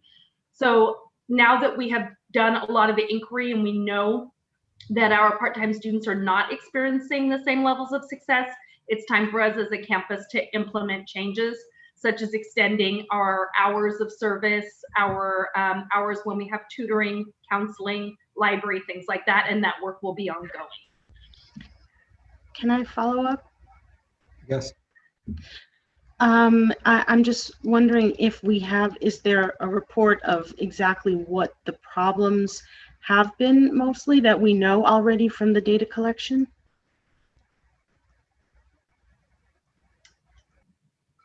Matt, are you okay with me addressing a little bit of that? Yes. Yes. So some of it is that many of our students do not complete financial aid and need to work or have other responsibilities. And so we are also focusing on helping more of our students complete the financial aid process, in addition to offer more services during other hours. Yeah, I think we're looking at the fact that there are conflating factors, and there are reasons that these students are opting to be part-time rather than full-time. And it doesn't surprise me to hear that finances are a part of that. Professor Nordstrom. I think there's a page missing. That chart that you have right there, like if you scroll up, it's number 1. There's a number 2 after that. So scroll down. See how that, keep going. That chart. Wait. So in the previous one that you sent last week, there's a number 2 that talks about academic and support programs, and that goes on all the way to 2022. Well, that makes much more sense. Yes, I remember reading that last time and thinking, why is it? I think there was a page in our packet this time that had the last, like one kind of paragraph off by itself. That might have been it, but I could be wrong. No, I don't think that was it. Never mind. Ignore that. But anyways, there are other parts of the implementation plan, desired outcomes that they had that went, again, all the way to 2022. Action steps. So I'm pulling up I apologize, folks, if I gave you an incomplete document. Oh, look at that. There really is. Okay.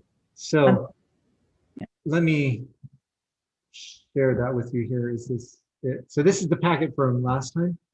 This is the same chart that we're looking at. And then, thank you, there is a 2. Academic and support programs, resource part-time students, improvement of student learning and achievement, an assessment plan, several pages that I was missing. I apologize for that. But you do have it in the packet from 2 weeks ago. Which you all, and you all looked at that 2 weeks ago, right? So you all knew. I did. Yeah, there you go. Because you noticed it was missing. That was my test. You passed it. Okay. I'm being told that time is up for this. Yes, that was missing, but so the missing portion is part of the QFE, which you saw, which you received 2 weeks ago. Our time is up for this, so unless we want to extend, it would be time to vote on it. And I'm going to recommend that we approve this by unanimous consent. Are there any objections to approving QFE number 2 by unanimous consent? Then it is approved by, guess what, unanimous consent. Then, whoops, lost my share entirely. We have Dr. Alvarado is here to talk about QFE number 1, which we are presenting second. This is for a first read, and this is, well, it's titled Collegiality and Communication.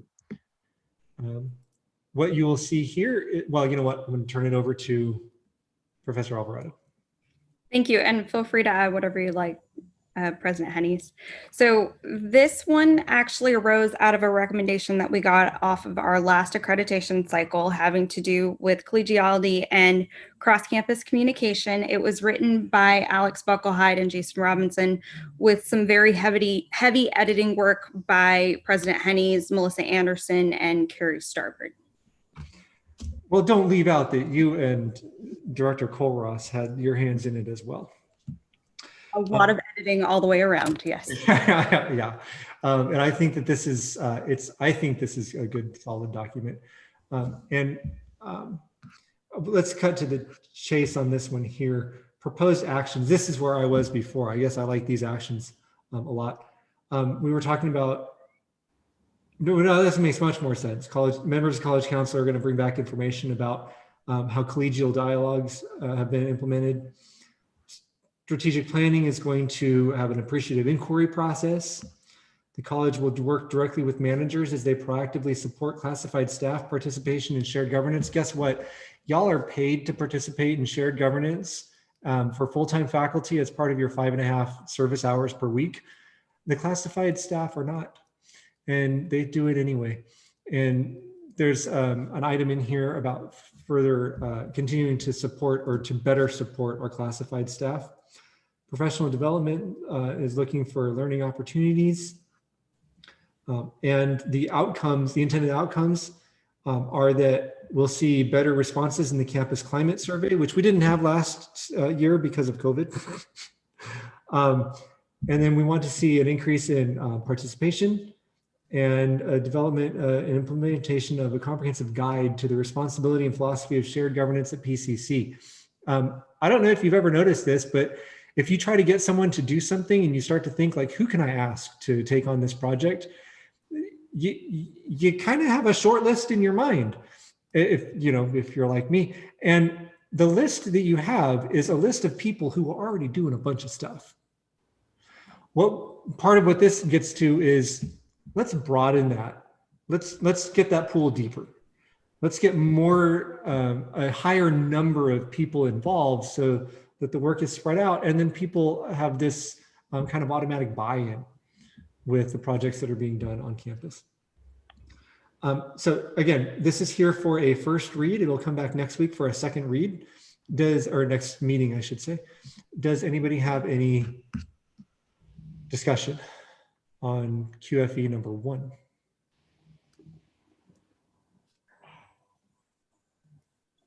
Okay, then please be prepared to chat a bit about this. This probably affects us more than the first one does. because this is getting people engaged with the work on campus, turning what we now have as shared governments into shared responsibility. You'll see that verbiage in there as well. All right.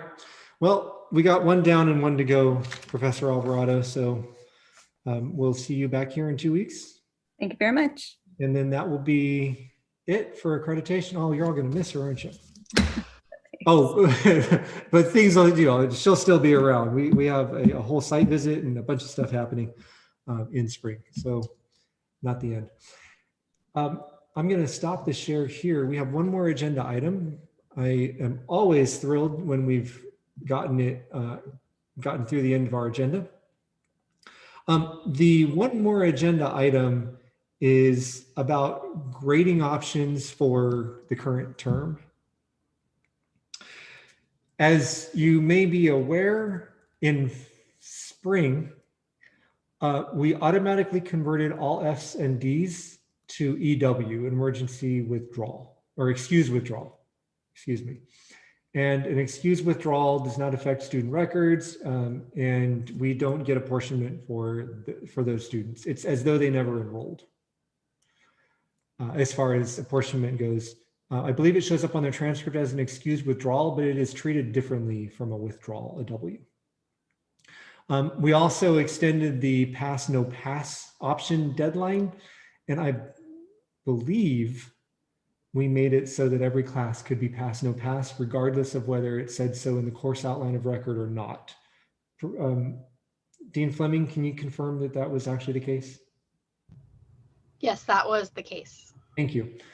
And then over the, in the intervening time, the edict from the chancellor's office, I believe is where it came from, that allowed us to do that expired. It expired at the end of September. And we thought, well, we don't know what our options are now.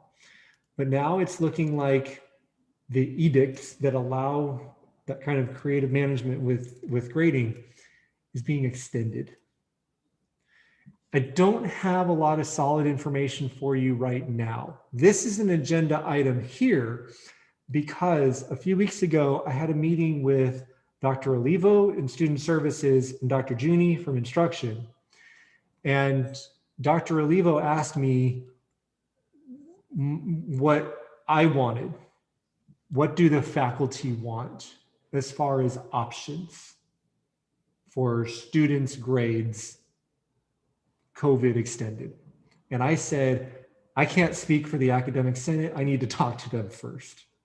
And so that's what I'm here now to do. This isn't probably going to be the first, or it's not probably going to be the only conversation that we have about this. I'd like to kind of get an idea of where you all are. So, Professor Chafee. Well, where we all are now with regards to what we would like to see in grading policies. Exactly. So I know a number of students, this semester is kind of this grand experiment, right? And many professors went asynchronous and many professors went synchronous or somewhere in between. And I know that caught some students off guard because when they registered, it wasn't clear which way that was going to be. And so this makes certain classes, I think that's a bit of a little hiccup there between students and faculty. And so I think it would be nice for us to give the students the options, again, to have that extended switch to pass, no pass if they want. I think that's an important aspect of things. Okay, so I'm hearing one voice that is in support of extended pass, no pass. Yeah. Okay. Basically, I think the two things that we're looking for, and admissions and records needs to weigh in because we need to know how this is going to really affect us financially and all that. Just like broad umbrella here. The two things that I think we're really looking at is extended pass, no pass, or not. And then what's up with the D's and F's. Like really, that's kind of what the conversation that I'm hoping to have with you all. So now I see Professor Melnarek, and then Ruiz, and then Seropian. Professor Chafee described this as a hiccup. Another hiccup we had were the fires. I had one class where I lost 10 students due to evacuations and all the other stress coming out of the fire situation. So I'd be in favor of showing as much flexibility as we can. I hear you there. In the case of the fires, that is in the category of an excused withdrawal, even absent COVID. In normal times, that's what the excused withdrawal exists. One of the reasons it exists for. But absolutely, I hear what you're saying. Because we had students who didn't maybe drop, and they're still dealing with the aftermath of that. But I think that's something to take into account. Cool. Professor Ruiz. I'd just like to echo the compassion, the empathy. They still need it. They're still suffering. So are we. And it's still pandemic time, whether or not they chose to enroll in the heart of all this, you know, they're still suffering. So I think compassion is what we all need right now. Thank you. Professor Seropian.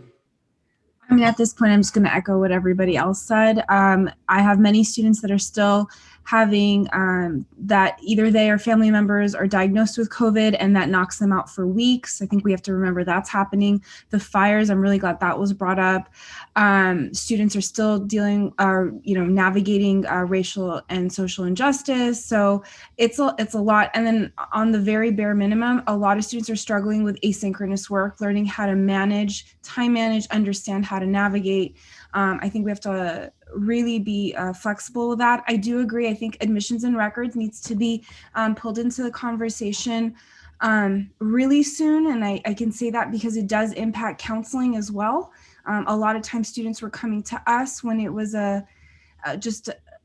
they were just backed up in A&R. So if we are going to do this, let's please bring them into the conversation as soon as possible to figure out a streamlined approach that would help students, us, our classified staff in A&R. So I really hope we're with that. For the D's and F's, we'll love to see it converted to an EW. I don't see why not. I can't. I mean, I understand there's the financial repercussions, but why not? If we're being compassionate and supporting our students, I think it should be both. Thank you. I do see that there are other hands up. I'm actually going to take this in a slightly different tack. Are there any voices, any dissenting voices?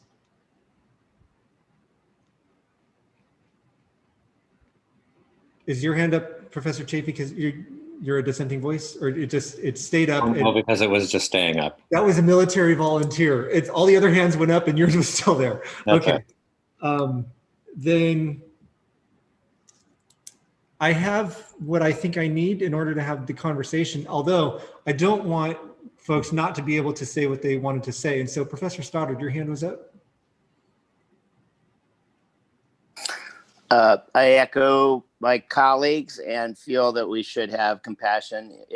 We're not that far removed. And I think, as already been mentioned, I have a lot of people who are being very open. Their candor which is great. Their openness is wonderful, but a lot of family members that are being affected by this that they did not know would be the case when they signed up for the class. I think, spring was something they didn't know, but this time they knew, but it's still, we're in a pandemic with increasing numbers, and I think we should be compassionate.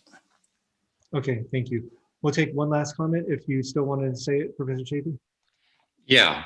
So it was my personal opinion in the spring that the entire state should have just had an across-the-board policy of all classes being pass-fail.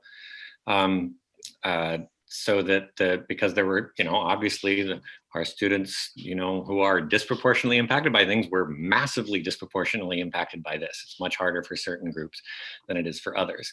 And that makes transfer, right? This then down the line, right? All these issues affect transfers and stuff. And I think that it's probably not going to be the case that we have a blanket pass-fail issue, but I think it'd be nice if PCC could lend its voice to the statewide sort of thing that the state needs to really, when looking at transferring students, the state systems, the Cal State system, the UC system needs to really take into consideration, right, that pass-fails should not be, at this point, especially in time during these semesters, should not be viewed in any sort of negative light. I think it's a really an important issue, because I think, you know, the students that are going to be taking those pass-fails are, you know, not going to be, you know, our Black and Latino students are probably more likely to take those pass-fails. I'm guessing that, of course, I'm going to have no idea, but that would be my guess, and I wouldn't want them to be unfairly impacted by that. Got it. And are we, so students can always petition for EWs? Is what I'm hearing that you want automatic conversions of Fs and Ds to EWs, or students have to petition for an EW if they get an F or a D?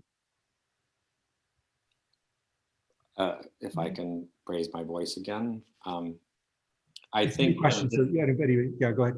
I think, oh, sorry, there's hands up. I'll let. No, it's a new question, but you. Oh, okay. Well, I would say that in this case, there being more, you know, this not having been sprung at the last minute, I would think this would be more of a petition case, but that we should be open to those petitions.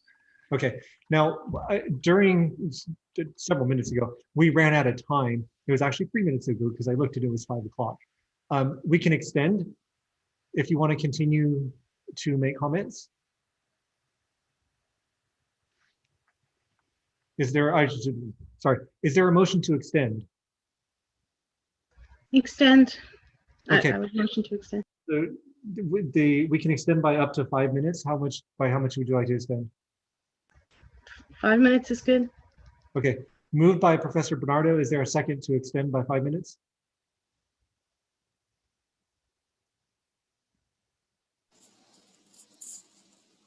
I'm not hearing a second. I'll second. Oh, is that Professor Baja? Yes. Cool. Moved by Professor Bernardo, seconded by Professor Baja to extend by 5 minutes. Unless there is an objection, we will approve that extension by unanimous consent. Not seeing any new hands, we'll approve that by unanimous consent. We are a 5 minute extension, and then I'm going to call it for this one, but I do need to be able to represent you all. Professor Bauer, you are up next. Yeah, I'm in full support of being as compassionate with our students as we can be, but I do want to make sure that we are in communication with the state. If we approve that students are allowed, if we're allowed to extend the pass no pass and our students take that option and then are harmed later from it, that would be my biggest concern. Is we need to make sure the state is in support of this, as was just mentioned a moment ago. Sure, and in my conversation, this is tangential but related. In my conversation before with Drs. Olivo and Juni, I asked, are there any metrics that we need to pay attention to, like year-to-year metrics? One of the things we're coming up with is annual update. You're gonna see really, really, really high success rates for all your classes for spring because Ds and Fs weren't recorded as Ds and Fs. And I've asked for, like, can we recover, like, what was our real pass rate? But I don't know what all would be affected if we just go blanket, right? No Ds or Fs are recorded. So there are other things that we need to be taken into account. But what you're giving me is, you're giving me your voices and how to represent you in this. Professor Endor, and then Bernardo, and then Stoddard. I think definitely somebody ought to be able to ask to have a grade because they may need that to get into another school. I come from the land of pass-fail, so everything's pass-fail where I am. So we're just going to extend that to the rest of you as a present from the Foothill campus. Well, thank you, appreciate it. The pass-fail option will not be an automatic thing. The default would be a letter grade. It's that students would be able to opt for pass no pass like they can now. We're just talking about maybe shifting the deadline if possible. And the petition for EWs is status quo. Just want to let you know that now. Professor Bernardo, and then Stoddard. Hi, just as I guess a question of maybe logic. So if people are having a problem getting to class, wouldn't it sort of wouldn't it sort of mean that they also may have a problem petitioning and understanding like where they are in the process? So I was just trying to figure out if that EW for Ds and Fs should not just automatically be given instead of having to petition, because if they're having a problem, then wouldn't they have a problem petitioning? Thank you. Okay. I wrote it down. Okay. Professor Stoddard went up and then down, and then Seropian showed up. But Stoddard, you were here first. So I was quick on the trigger for the hand. I thought you were going to call on me. I'm just giving you feedback. You asked for it. President Hennis, we're in favor of flexibility. I'm more in favor of petition. And I would like, as our colleagues have mentioned, to know what this really means. But you asked for input, what we wanted. And I think that you've heard that. I'd like to echo the voices that were heard. Appreciate it. Thank you. Professor Seropian will call this the last comment. I would just like to propose that sort of what I think Dr. Bernardo just mentioned, not to force students, if we are going to allow for the D or F to be converted, if we make that decision so it's a blanket rather than a petition, because it will, students don't know how to petition perhaps, or don't know that they need to take that step. And if that was our intention, why penalize students that, like, we were going to do it anyway? But also I think it'll back up A&R a lot. And they, during the end of the semester, that's when they're petitioning to graduate, because we graduate students at the fall.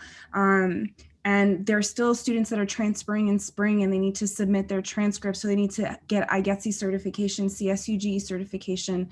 That's when they're doing a lot of different things for spring admits. So if we can eliminate as much paperwork and paper pushing in this, if our intention is to already be student centered and eliminate barriers, let's do that. So I'm in full favor of not adding a petition to petition to petition. That's what we do on this campus. So if we could eliminate that, that would be excellent. And then for extending the pass no pass deadline, perhaps we can, as counselors, come up with some sort of one pager in how instructors can bring up the notion of pass no pass.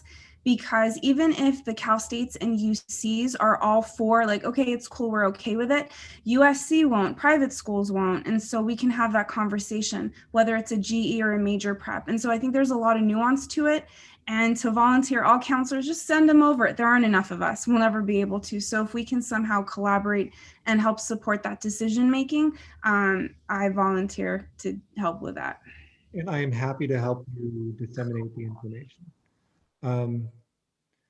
Okay, and then there's sentiment about should Fs be automatic and then Ds be by petition and that sort of thing. So those are maybe some nuances that we can revisit when this topic comes up. I won't approve anything on my own. It would be a document that would be created and then come in front of you like it was done in spring. But what I'm hearing is essentially maybe just roll over what we did in spring. That's kind of what I'm getting out of this. So I said that was going to be the last one. I haven't been told time is up. We'll just, because you raised your hand after I said it was the last one, you must really need to say it. Professor Lutt, go ahead. No, it's okay. It's fine. No. I'm sorry. I didn't mean to. No, I don't. It's okay. It's kind of answered. Thank you, though. Okay, great. If there is anything, maybe you can email me directly. Got it. It's something that I can address. Then we're going to call that done, and then I will bring this back to you. Are there any proposed future agenda items other than continued COVID grading policy? And if they're related to the goals, don't worry, there are agenda items. Anything in addition? Professor Constantine. Yes, Matt, is it possible for us to discuss the makeup of the hiring committees? Yes, it's still on my to-do list to bring it in front of us. I haven't put it into the agenda so far for a couple of reasons. Number one, they've been full. But number two, we are not in any hurry as far as faculty hiring. This is a really light year, but it is on my to-do list to work on that AP this year. So absolutely. Anything else? Are there any announcements? I have an announcement, sorry. Professor Lopez, go ahead. I thought you did. Thank you. Tomorrow is the Black Faculty, Staff, and Student Mixer. The Zoom, just contact me if you want the Zoom. It was supposed to be put on, sent out by Alex Bucklehide. I'm not sure if that happened or not, but all are welcome. It's an opportunity for us to engage with our Black students, faculty, and staff. Thank you. It's from 12 to 1 virtually. Cool, thank you. I will be, can you copy paste that link into the, or if, yes. Yeah, okay, thanks. I will be attending the ASCCC, the State Senate's plenary in November, and there are several resolutions. I'll learn more about them on Saturday, because, you know, why not spend a Saturday in a meeting? And so I will be bringing the resolutions to you all for your input if you have any. I did this last year, got a little bit of input, and then you can let me know how you'd like me to vote if you have any opinions. So that's coming soon to a Senate meeting near you as well. And then Tito, you can this announcements, go ahead, bro. Well, I know I can as the non-faculty, but this Thursday, just like Dr. Lopez was mentioning, we're continuing the Latinx Heritage Month, actually closing out this week. There's additional mixers happening on Thursday as well, the LGBTQ mixer. Online, you can find the details. Alex did send this stuff out. I'm not sure if the Zoom links were on there. But we do have our Latinx Resource Guide kickoff in the evening on Thursday the 15th, as well as a DJ afterwards, 6 to 7. And then the final event is our data symposium, where our student at Keepa will be presenting on their experiences here at the college. And that'll be on Friday. So thank you. Cool. Thank you. All right. Professor Francoso. Yeah, also one more mixer to announce: the Native American and Indigenous student staff faculty mixer will be October 22nd from 1 to 2. And we'll be sending out the flyer and the link for that as well. Okay, I'm going to ask you all, everybody who's just told us about these mixers, I'm going to ask you to directly email me that information. And then what I will do is send it to an email, or send it in an email to all Senate representatives and alternates. Because what I've heard is students want us there. They'd like us to be involved in their events. And I already forgot how many of them there were. So if you would all just email them to me, I'll get that information out to the Senate representatives. And with that, we are now going to adjourn at 5:14 p.m. Thank you, everybody. Bye, everybody. Oh, I remembered how to record this time.